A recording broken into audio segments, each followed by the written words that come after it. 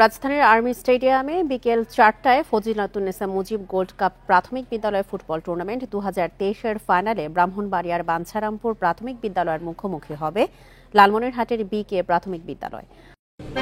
Unlimited life চলুক গ্রামীণ ফোনের মান্থলি প্ল্যানে, এক প্ল্যানে 1 মাস। প্রধান অতিথি হিসেবে উপস্থিত থাকবেন প্রধানমন্ত্রী শেখ হাসিনা। এর আগে সকাল 10টায় শুরু হয়েছে বঙ্গবন্ধু গোল্ড কাপের ফাইনাল, যেখানে জামালপুরের চরগোলাবাড়ি প্রাথমিক বিদ্যালয়ের বিপক্ষে লড়ছে রংপুরের তালিমগঞ্জ প্রাথমিক বিদ্যালয়। 4 মাস ব্যাপী হওয়া এই টুর্নামেন্টে এবার সারা দেশের 65,354টি স্কুলের মোট 22,22,000 শিশু অংশ নিয়েছে।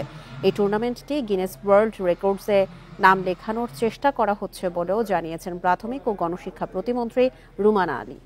2010 সাল থেকে বঙ্গবন্ধু ও 2011 সাল থেকে বঙ্গমাতা শেখ ফজিলাতুন্নেসা মুজিব গোল্ড কাপ প্রাথমিক বিদ্যালয় ফুটবল টুর্নামেন্ট অনুষ্ঠিত হচ্ছে।